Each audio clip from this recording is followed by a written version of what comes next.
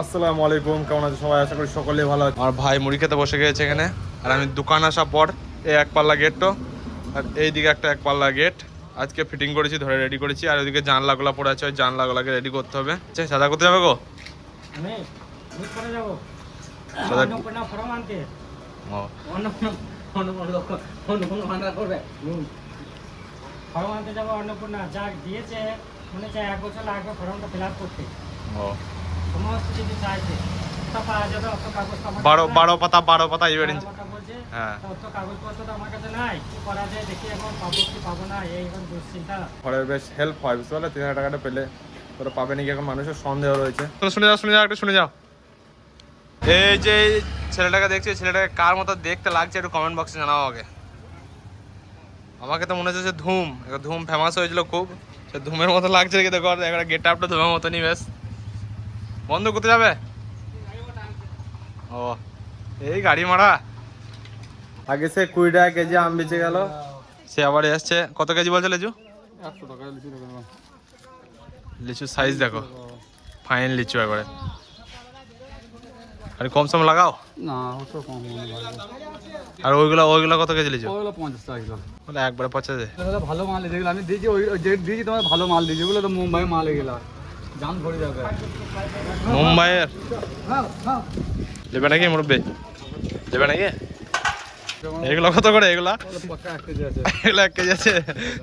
কোনটা দেবো দাও, দুটো মিলে যা হচ্ছে দাও। দুটো মিলে ভাত খানা এখন না, তোমার 2 কেজি মাল হবে। ওটা তোমার বললে তোমার 1 কেজি করে কাটা গেলে ছেড়ে ফেড়ে পড়ে গিয়েছে বলে তোমার মাল তোমার চলে গিয়েছে, সব 1 কেজি করে তাড়িয়ে আছে। কত কিলো দিচ্ছিস? কত? 100 টাকা। 100 টাকা কিলো হলো, 100 টাকা কিলো হলো। ভালো রয়েছে ওগুলাতে, মাল্লা ভালো। দেখি লাগ মানে 100 টাকা কেজি পাবা না, 140 টাকা কেজি বিক্রি করলাম। ওই সাথে আমি লিচু নিয়ে কালকে 150 টাকা কেজি লিচু বেচেছি। প্রতিদিন কামাতে যাওয়া কেনার পর টেস্টিং করি, টেস্টিং এ যাওয়া যে একটা কে নেওয়ার পর আচ্ছা মুখগুলা কিরকম? 2 কেজি 200 চাইতে ওজন করলে মাল বাড়বেই বাড়বে। কম্পিউটার ওজন করলে 1 কিলো, ওটা এটা মারা নাই যাবে না। আর চাইতে ওজন করলে মাল বাড়বেই বাড়বে। মিষ্টি না টক? বাম্পা মিষ্টি 1 নম্বর। শুনে যান দাও, শুনে যান। শোনো একটা শুনে যাও। আর লজ্জা করলে হবে না সব, বুঝলে? লজ্জা করলে হবে না, শুনে যাও।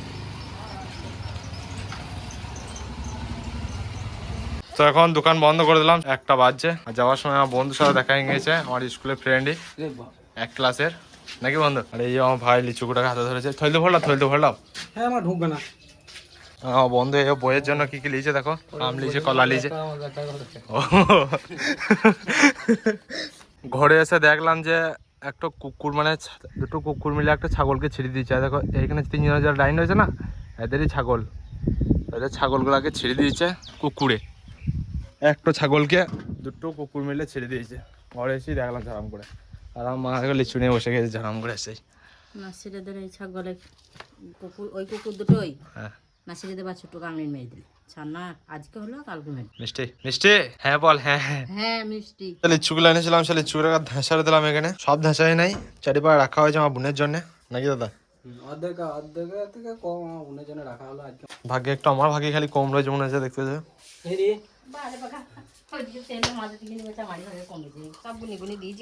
আরে এই আমার ভাইয়ের ভাগে 8 ছাড়া দেখি।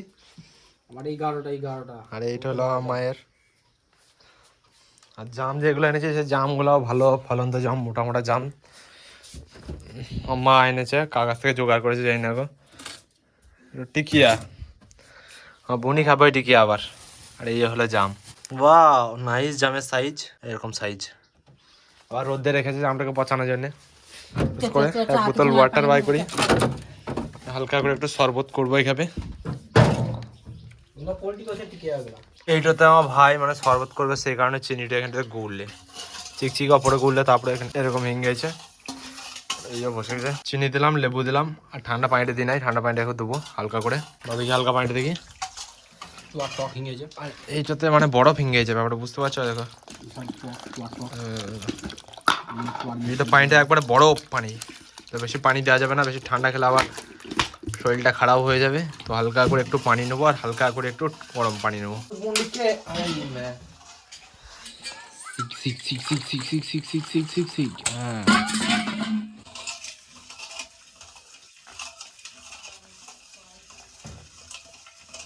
আর বেশি ঠান্ডা হয়ে গেছে, বিট লেগে যাওয়ার।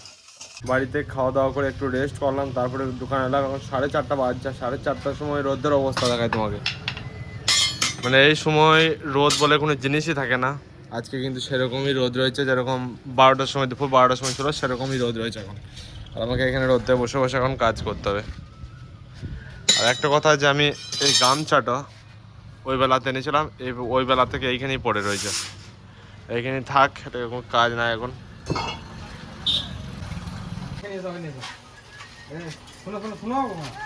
হ্যাঁ শুনে যাও একবার।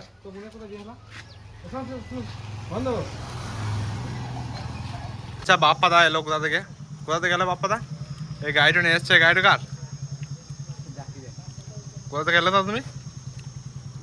ঘর থেকে এলাম, এদিকে গেলাম নীলপতি গ্রাম আর আবার ঘর। বাপ্পা দা ব্যাগি প্যান্টটা কেটে কি করেছে দেখো, এটা ছিল ব্যাগি প্যান্ট। 300 টাকা দাম নিলে না? কত? 350 টাকা। 500 টাকা। কোথা হাটে? ঢালামালে। আমি নিলাম সেম মাল, এত বড়, তোর থেকে আমার বড় ধরলে, তোমার 32 সাইজ, 350 টাকা। দেখা গেছে কত, কত লম্বা ছিল?